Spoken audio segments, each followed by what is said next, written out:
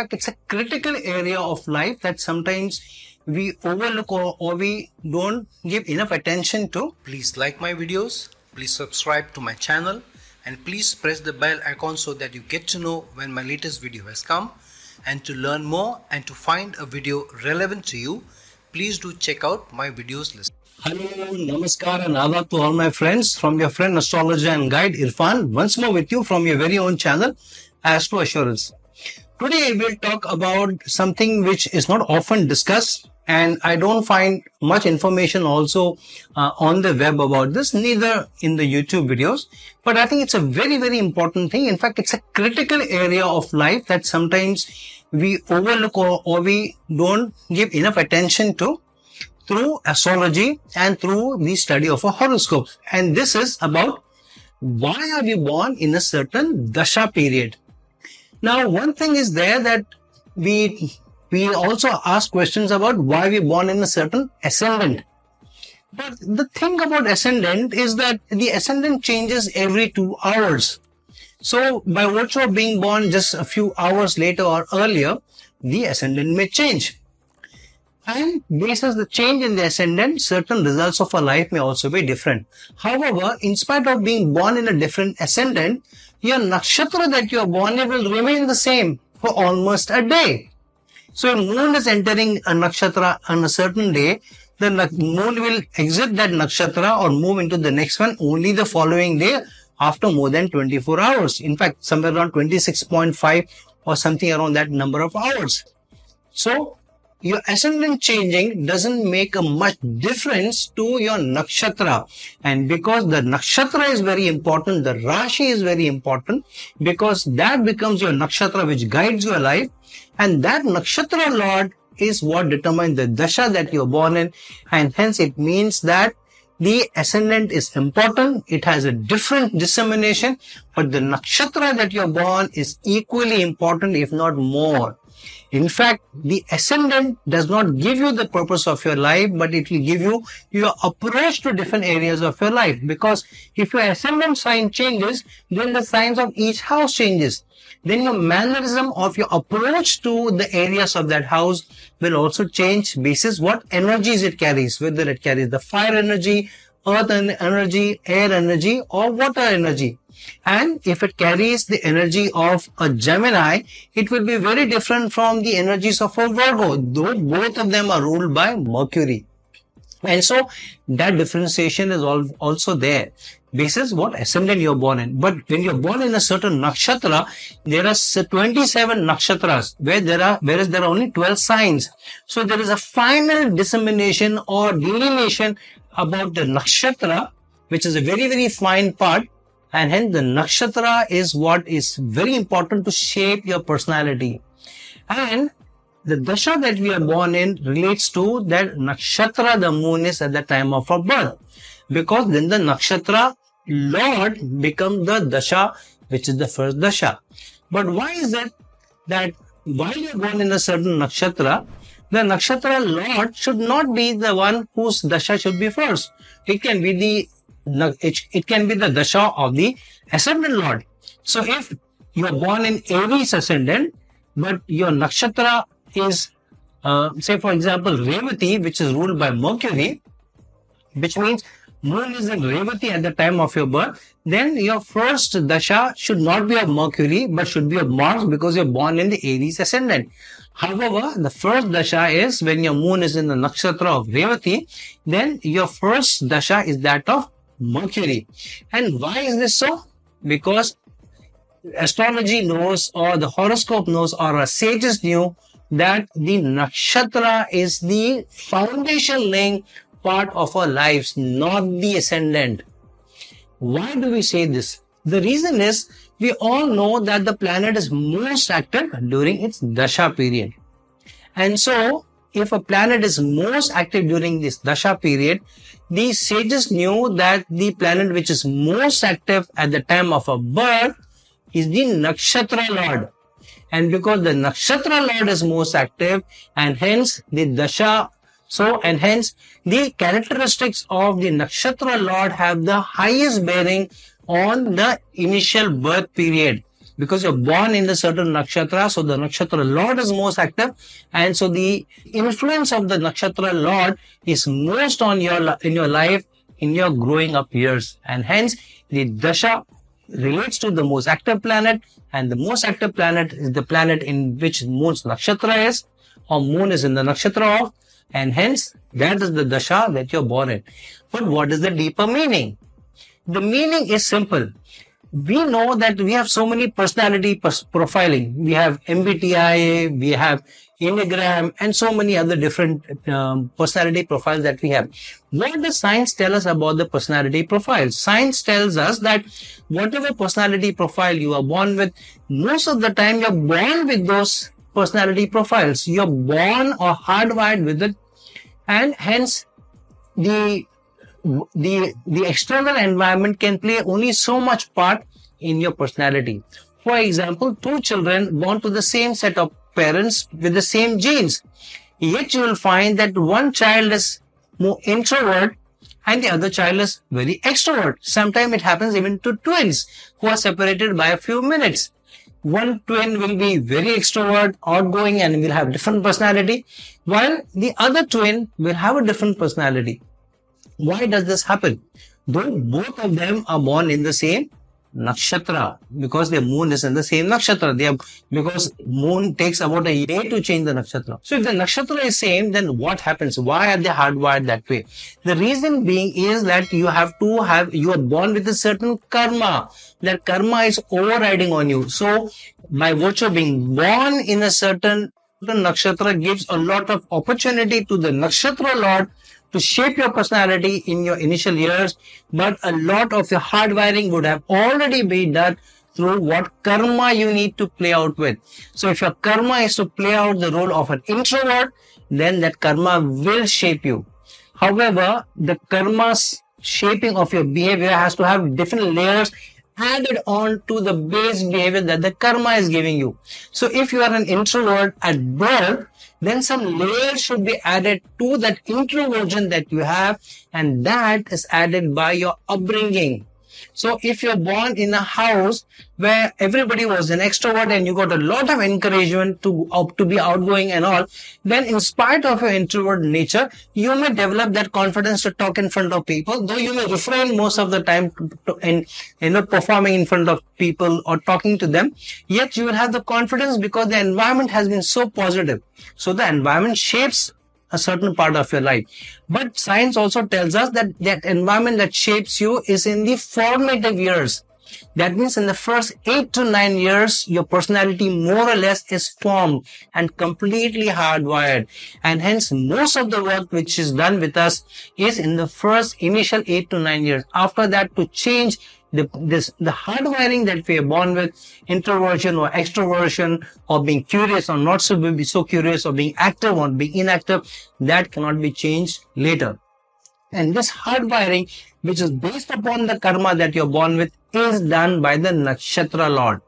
And that Nakshatra Lord is only helping, adding to the layers that the karma that you need to play out with. And hence, if you go back and see in what dasha you're born in, and if you revisit and see how the dasha lord shaped, or how the dasha shaped you, you will find many attributes of the dasha lord impacting the shape of your personality, the shape of your attitude, the shape of your behavior, what principles and values you imbibed in spite of giving the same principles and values across children by their parents, yet you will find that the principles and values between children also differ from one from the other. And this is shaped by, of course, the upbringing, the behavior. However, the upbringing and the behavior, the upbringing is almost the same. The children would have gone to the same school with the same set of school's values, the same set of parents. However, yet they form their own personality on deciding what to imbibe and what not to imbibe. And that is given by some part of your karma and added on the layers by the Nakshatra Lord, which is the Dasha Lord. And hence, a shaping of a personality to a large extent depends on the karma that you need to play out with and what layers are being given to us by the Nakshatra Lord or the Dasha Lord, because you need to play out that karma. So, for example, if you're born in a Dasha of the moon, with moon being in its own nakshatra, then you will find that the initial parts of how you behave emotionally, how your emotions are shaped, to a large extent will depend on the karmic that you're carrying, but also the emotional environment in the house. Is it supportive? Is it caring? Is it loving? How positive your parents are, how much of emotional support you get, how much of cuddling, the hug, the smiles, the laughter, some reprieve that you also get from your parents, but of course some disciplining that you also get. So all of this adds to the personality that you grow up with, and hence you will find if one child is born in the dasha period of the moon, the emotional reactions to situations later on, basis how he's hardwired and is brought up in an environment, will influence his decision later on. Somebody who's been born in the dasha of the Dasha of Mercury will tend to analyze things more, may also will be more curious in trying to understand things and delving deeper into it, and having a more analytical approach, whereas somebody born in the Dasha of the Moon may have a very emotional approach or more emotional approach to situation. Somebody born in the Dasha of Ketu may sometimes tend to be born in a family where things are slightly not easy to access, all things are not available to that person, or he or she may be born in a family which is affluent, but the person being born in the Ketu Dasha sometimes will not find attachment to worldly things, may not find attachment to materialistic things. And so the shaping of the personality will be basis, the initial years will be basis that. So the child may not chase materialistic things, but may chase things which are more of curiosity or of interest, and which also elevate the soul, which makes the person happy, and through that happiness elevate the soul. But how does it play out? If you know the game of tennis, you will find that in tennis, experts will sit and review the match, and they will also give from time to time the forced errors that a tennis player makes and unforced errors that a tennis player will make. The forced errors are the errors which the opponent has forced you to make by playing a certain kind of shot, and you are forced to make that error. Say, for example, if he drops the ball too close to the net on your side, then you cannot retrieve the ball to throw it over the net, and most of the time you may hit the ball into the net and you may lose points. That kind of an error is a forced error, where in spite of your best attempt, you are not able to throw the ball back into the opponent's court. However, there may be a lot of unforced errors. There are so many opportunities of passing the ball, playing winning shots, or smashing the ball, but the player, in spite of having an open court, may yet hit the ball outside of the court and lose points. Those kind of shots are called the unforced errors. So, the initial shaping of a life is to make those forced errors in our lives, and yet enough opportunity is given to you not to avoid the unforced errors. The unforced errors are all due to your own doing, due to your own choices that we have, due to the own decision making, due to your own approach to how environment influences us. And so you will find that people who make less unforced errors in tennis tend to win the matches more often. Similarly, in life, people who make less unforced errors, they will tend to live their life better. And this is given by both the karma that you carry and what the layers of your personality are added to you by the Dasha Lord in the Dasha in which you are born, because the hard wiring is done in the formative years. So you are born in a certain Dasha to allow that respective Dasha Lord to add the layers of your personality, so that you're forced to make those errors, and yet enough opportunity is given to make those unforced areas in the area that the Dasha Lord wants to guide you towards, because you need to play out the karma that you have to play out given to you in this life. So the prarabdha karma that you are carrying in this life, that has a lot in relation to the life that you need to lead, so that you can play that karma out and you can give that karmic debt. And that has a lot to do with the dasha that period that you're born in, because the Dasha Lord then is then shaping your personality in a certain way to make those forced and unforced errors, to play out those karma and your karmic debt. Let me give you an example from our lives. Now, in the West, we know that couples usually date each other for months, sometimes for years, before eventually the guy proposes, and the girlfriend is looking forward to the proposal and she gets very excited. The guy also chooses a day and time which is appropriate, and so he offers her, he makes the proposal, offers the ring, and if she accepts, then they go ahead and they marry. But they have known each other for a lot of time. They know each other in every way, very, very intimate ways also, and then they decide to get married. Yet, more than 50% of marriages today in the Western world are ending up in divorces. Why is the reason? But on the Eastern side, especially in subcontinent, the ratio of broken marriages is lesser than that of the West, though we are catching up. The reason being is that when you do horoscope matching, you do allow the couple or the couple's parents to make a choice whether you want to get married to a certain person or not, basis how much your various attributes of life through the guna match, and many other things also, which is character, which is longevity, and many other things. I've made a video around that.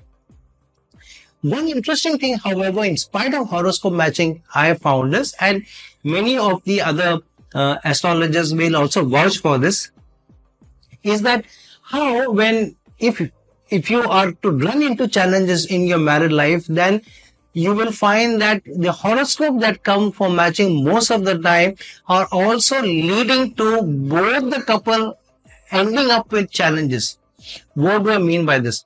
I had an instance, many times people come to me for horoscope matching, and that I had a gentleman who had a very badly afflicted 7th house and 7th lord, and very badly afflicted Venus also in that guy's horoscope.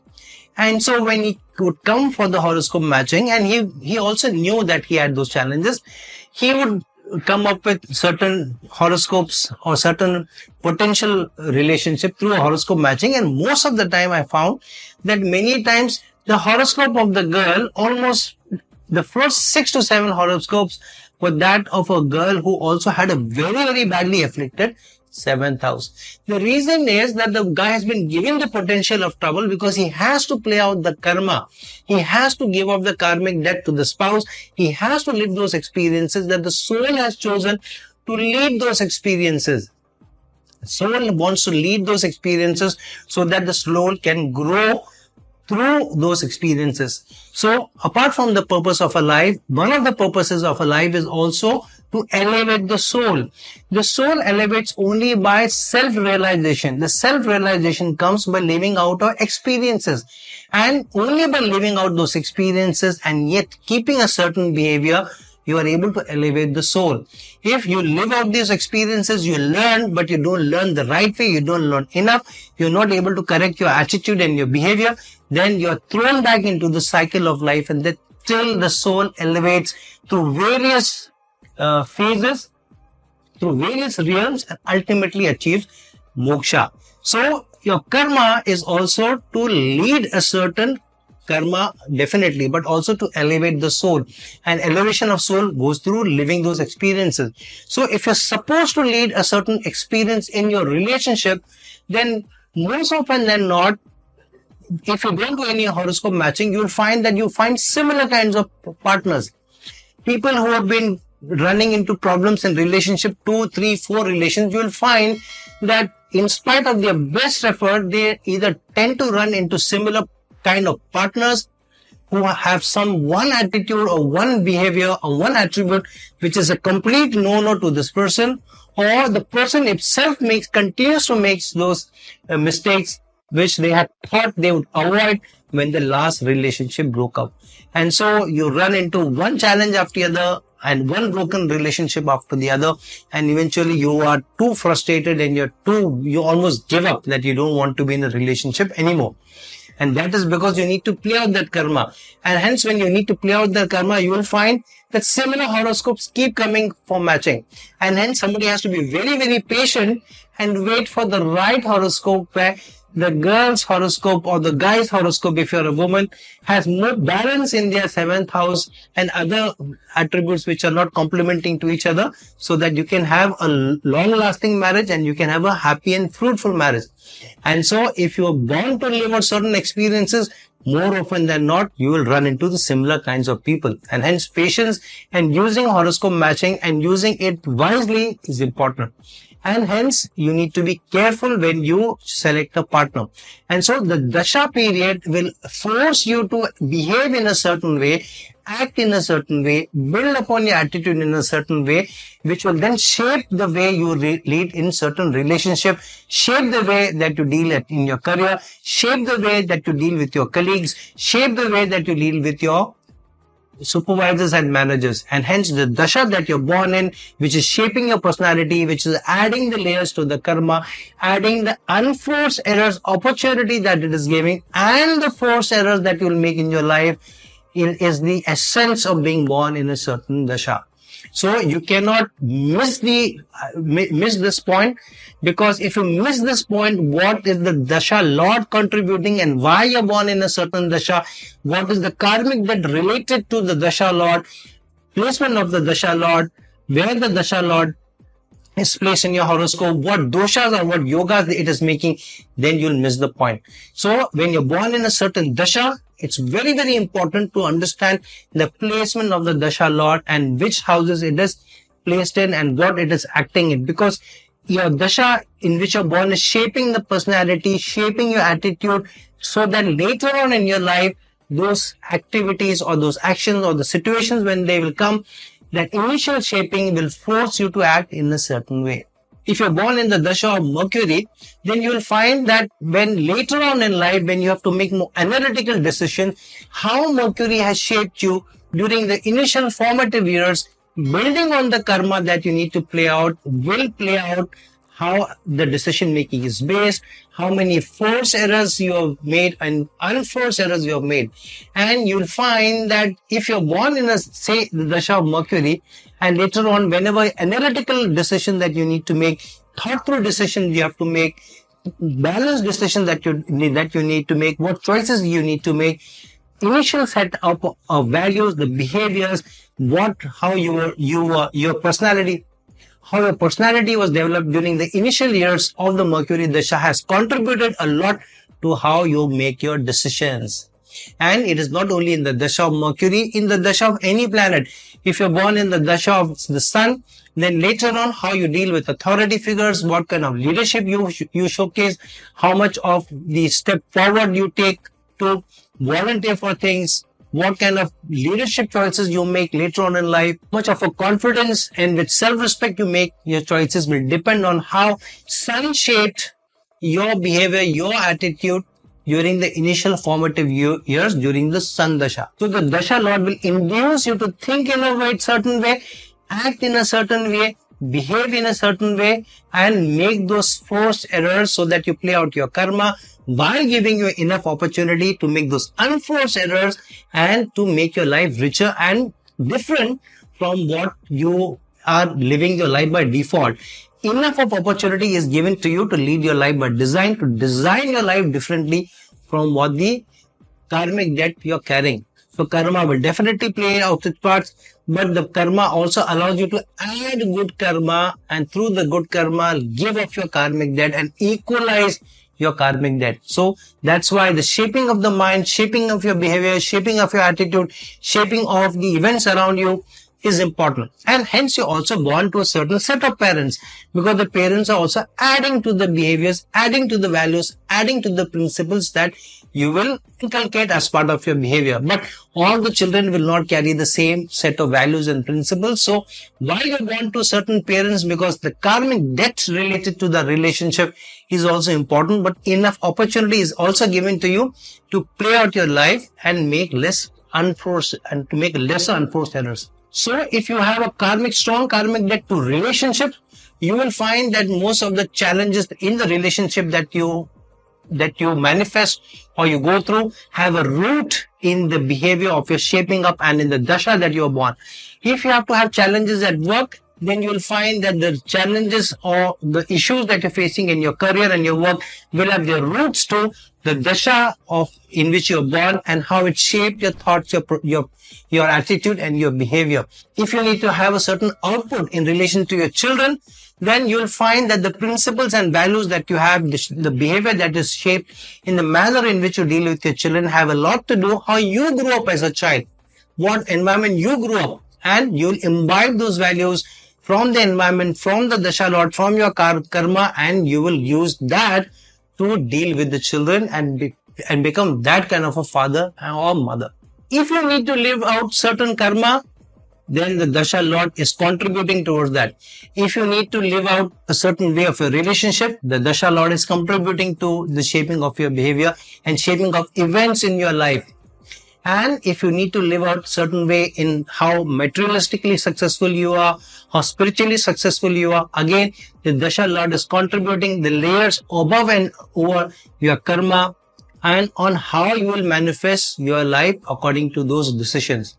So, my friends, look into your horoscope, understand what Dasha you were born in and how the Dasha Lord has contributed to shaping your behavior, shaping your principles and your values, shaping the choices that you're making and how it is either forcing you to make those errors and what opportunity it is giving you to make those unforced errors or reduce them so that you play out a different karma from a default perspective, but you design your life in a certain way because enough opportunity is given to you to add to the good karma and shed the bad karma. So friends, like this video, share this video and live out a better life now that you understand why you're born in a certain dasha. And if you're looking for a personal consultation from me, please reach out to me at the links given below. Until some other time with some other video, this is your friend, astrologer and guide Irfan signing off. Ciao.